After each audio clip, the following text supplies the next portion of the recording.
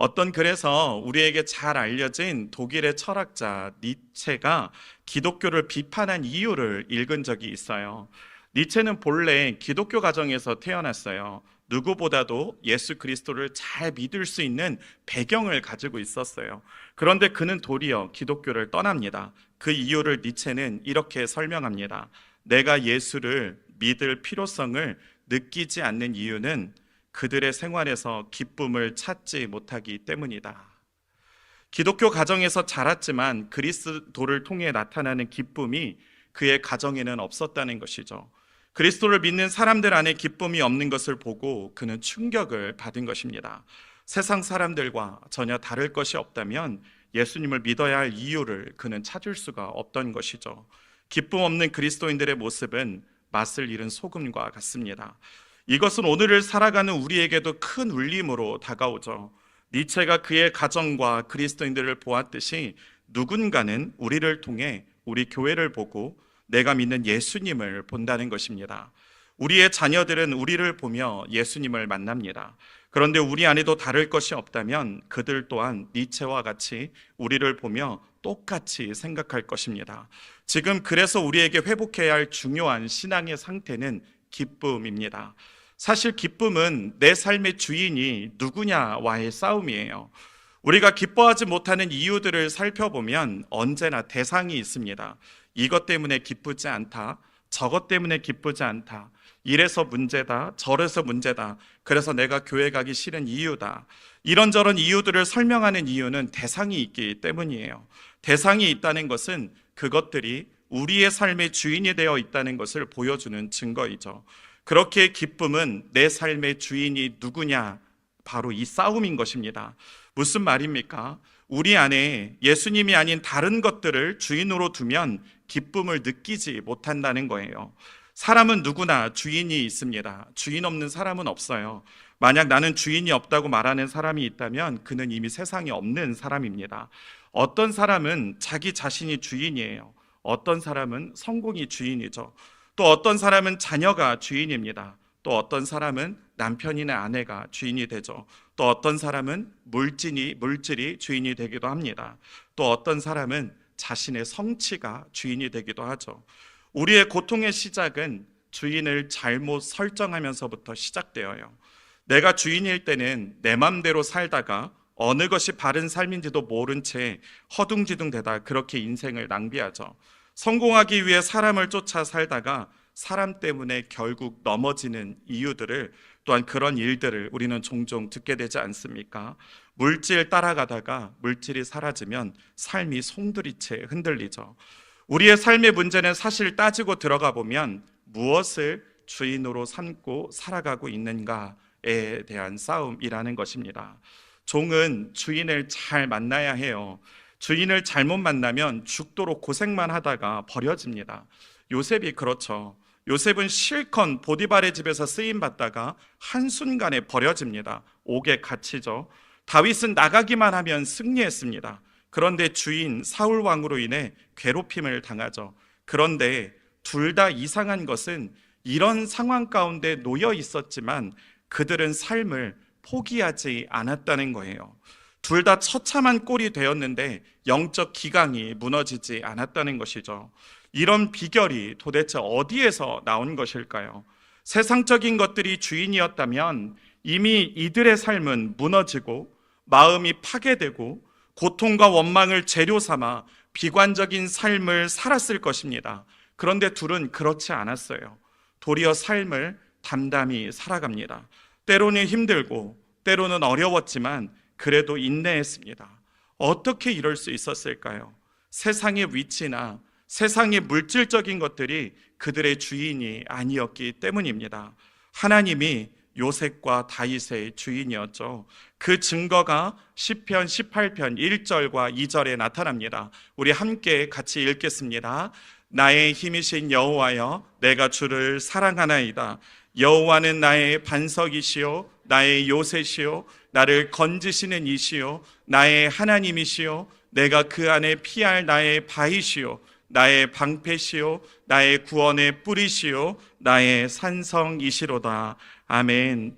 다윗은 어려울 때, 힘들 때, 괴로울 때 하나님을 통해 힘을 얻었습니다. 사람이나 세상적인 것들로부터 힘을 얻은 것이 아니라 살아계신 하나님을 통해 힘을 얻었다는 것이죠. 사람이나 세상의 것들을 주인 삼은 것이 아니라 하나님을 주인 삼는 사람들의 특징이 바로 이런 것입니다. 오늘 본문을 보게 되면 바울은 빌립보 교회 성도들에게 디모데와 함께 자신을 이렇게 소개합니다. 본문 1절 말씀에 이렇습니다. 그리스도 예수의 종 바울과 디모데는, 자신들을 지금 그리스도 예수의 종이라고 표현하죠. 여기서 말하는 종은 더 정확히 말하면 노예입니다. 바울 당시의 노예의 삶을 어떤 목사님은 이렇게 표현해요. 잔심부름이나 해주는 일꾼 정도가 아니었다. 인격이 말살되고 짐승과 똑같은 취급을 당하던 자들이 그 당시 둘로스, 곧 노예였다. 둘로스는 본문의 노예를 헬라어로 표현한 것입니다. 주인에게 종속되어 인격이 무시되고 재산적 가치만으로 평가되는 것이 당시 노예들의 상태였다는 것이죠. 더 가슴 아픈 것은 결혼을 해서 자녀를 낳으면요, 그 자녀도 주인의 소유가 돼버립니다. 사는 것도 죽는 것도 결혼마저도 자신의 맘대로 할 수 없는 것이 바로 당시의 노예들의 상태였어요. 이런 배경을 단어를 가진 이 단어를 지금 바울은 서슴없이 1절부터 사용하고 있다는 거예요. 이런 단어를 사용하면 하나님에 대한 오해가 생길 수 있지 않습니까? 하나님도 보디발이나 사울과 전혀 다를 것이 없는 그런 존재들처럼 여겨지고 보여질 수 있다는 것이죠. 그런데도 이런 단어를 왜 바울은 지금 1장 1절부터 사용하고 있을까요? 이것을 위해서 우리는 좀 구약적인 배경을 봐야 돼요. 신명기 15장 15절과 16절 말씀에 보면 이렇게 되어 있습니다. 종이 만일 너와 내 집을 사랑함으로 너와 동거하기를 좋게 여겨 내게 향하여 내가 주인을 떠나지 아니하겠노라 하거든 송곳을 가져다가 그의 길을 문에 대고 뚫으라. 그리하면 그가 영구히 내 종이 되리라. 내 여종에게도 그같이 할지니라. 바울이 말하는 노예는 이 성경적 모티브를 가지고 온 단어예요. 율법에서 노예는 7년째 되는 해가 되면 자유해집니다. 보통의 노예들은 자유를 얻으면 주인을 떠나죠. 그런데 또 다른 종류의 종들이 있었어요. 계속해서 주인의 곁에 남겠다는 노예들이었어요. 스스로 주인의 곁에 남겠다고 결정한 것이죠. 이런 노예들은 송곳으로 귀를 뚫습니다. 자신의 귀를 주인에게 스스로 맡긴 것이죠. 자발적인 순종입니다. 주인을 얼마나 신뢰했으면 그들은 이렇게 할 수 있었을까요? 노예로 있으면서 그들은 주인에게 감격당한 것이죠. 바울은 자신을 바로 이와 같은 노예라고 설명하고 있는 것입니다. 이렇게 자기 자신을 노예라고 표현할 수 있을 만큼 예수 그리스도를 향한 신뢰를 그는 1장 1절부터 나타내고 있는 것이죠. 인격을 말살하고 사람 취급하지 않았던 주인들과는 전혀 다른 차원의 주인을 바울은 1절 서두에서 그가 예수 그리스도라고 소개하는 것입니다. 그렇다면 바울은 여기서 강조하고 싶은 예수님의 어떤 모습이 있을까요? 바울은 노예들을 위해 주인이 친히 노예가 되신 분임을 강조합니다. 빌립보서 2장 7절 말씀을 우리 같이 함께 읽어보겠습니다. 오히려 자기를 비워 종의 형체를 가지사 사람들과 같이 되셨고. 아멘. 여기서 종의 형체에서 이 종이라는 단어가 이 1장 1절에 나오는 종이라는 단어와 동일한 단어입니다. 노예의 형체가 되셨다는 것이죠. 주인이신 예수님이 먼저 노예의 형체가 되셔서 이 땅에 오셨다는 거예요. 노예가 되셔서 노예들의 아픔과 함께 하셨다는 것입니다. 아픈 노예들의 손을 어루만져 주시며 노예들을 일으켜 세우시기 위해 친히 노예가 되셨다는 것이죠. 인생의 풍파 속에서 허우적대는 노예들을 일으키시기 위해서 그 바다 위를 걸어서 오신 분이 바로 예수 그리스도라는 것입니다. 노예의 모든 짐을 지고 십자가에서 자신의 생명을 내어놓으신 주인임을 우리에게 말해주고 있는 것이죠. 바울은 자신이 이 주인에게 속해 있음을 기쁨으로 표현하고 있는 것입니다. 바울의 주인은 바울을 위해 자신의 생명까지도 십자가에 내어놓으신 분임을 강조하고자 한 것이죠. 종의 상태가 중요한 것이 아닙니다. 누가 주인인가가 중요하다는 것이죠. 기쁨은 주인이신 그리스도로 말미암아 우리에게 주어지는 영적 감정이에요. 기쁘면 사람은 어떤 고난도 견뎌내요. 기쁘면 사람은 어려운 일이 있어도 웃으면서 해냅니다. 기쁘면 살아갈 힘을 얻죠. 기쁨은 그렇게 삶을 풍요롭게 해주는 영적 비타민입니다. 그런데 이 기쁨을 우리 안에서 찾으려 하니 우리는 쉽게 지치는 거예요. 이런 기쁨은 이내 사라져버릴 세상적인 것들로 채우려 하니 다 사라져버리는 것이죠. 우리와 별반 다르지 않는 사람들에게서 찾으려 하니 우리는 쉽게 지치는 것입니다. 저라고 해서 다른가요? 아닙니다. 저도 예수님 안에 없으면 그냥 마른 장작에 불과합니다. 메마른 땅에서 물을 퍼 올려봤자 아무것도 없어요. 아무리 강한 모터를 가지고 땅을 파 올려도 우리는 물을 발견할 수 없어요. 우리는 그냥 메마른 광야와 같습니다. 그렇게 끊임없이 하늘에서 비가 내리든지 다른 곳에서 물이 부어져야 하는 것입니다. 밖에서부터 부어져야 한다는 것이죠. 예수님으로부터 우리의 기쁨이 와야 한다는 것입니다. 오병이어 사건을 좀 살펴보겠습니다. 빈들에서 2만여 명이 모여 있었어요. 저녁을 먹어야 하는 시간이 되었습니다. 제자들은 주변 고을로 가서 사람들로 하여금 먹게 하자고 건의했어요. 하지만 예수님은 너희가 먹을 것을 주라고 말합니다. 이것은 불가능한 일이었어요. 최소한 이 사람들을 먹이려면 당시 돈으로 따지면 200데나리온 정도가 필요했습니다. 이것으로도 사실은 턱없이 부족합니다. 오늘로 치면 대략 약 2천만 원 정도 되는데요. 10,000원으로 쳐서 한 사람당 먹인다고 쳐도 약 2,000명밖에 먹일 수가 없어요. 그보다 많은 10배에 달하는 사람이 있는데 이것은 도저히 불가능한 일이라는 것이죠. 제자들의 손에 들려져 있던 것은 한 아이가 가져온 작은 도시락 뿐이었습니다. 떡 5개와 물고기 2마리가 전부였어요. 아주 작은 것이죠. 너무 보잘것없습니다. 그때 예수님이 그 제자들을 향해 이렇게 말합니다. 우리 마태복음 14장 18절 말씀을 같이 함께 읽어보겠습니다. 이르시되 그것을 내게 가져오라 하시고. 할렐루야.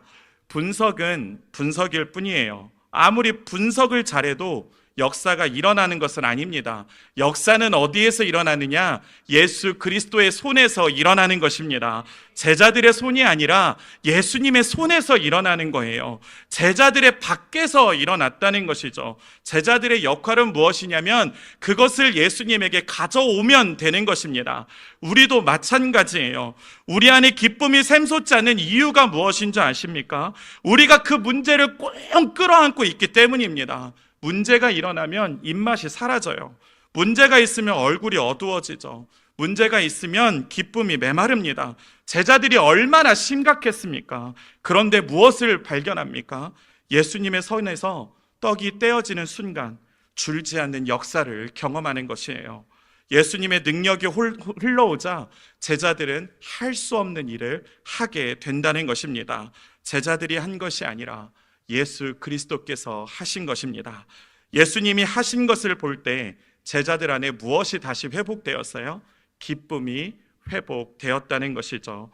한계를 넘어 일하시는 주님을 만나면 우리 안에 기쁨이 회복됩니다. 바울은 이 영적 원리를 너무나 잘 알고 있었어요. 이 원리가 무엇입니까? 예수님을 보겠습니다. 마태복음 14장 19절 말씀에 보면 떡 5개와 물고기 2마리를 가지사 하늘을 우러러 축사하시고, 여기서 이 하늘을 우러러라는 이 표현은 하늘을 향해 예수님께서 눈을 들어 시선을 고정했다는 것입니다. 떡 5개와 물고기 2마리를 들고 성부 하나님께 기도하고 있는 장면이에요. 떡 5개와 물고기 2마리만 본 것이 아니라, 거기에 집중한 것이 아니라 그것을 들고 성부 하나님께 나아가셨다는 것이죠. 기도는 우리의 문제를 하나님께 가져가는 것입니다. 우리의 할 수 없음을 고백하는 시간이에요. 그래서 기도는 우리를 비우는 시간이라는 것이죠.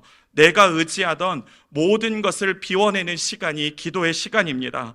우리의 주인이 그럴 때 예수님으로 바뀌어지는 거예요.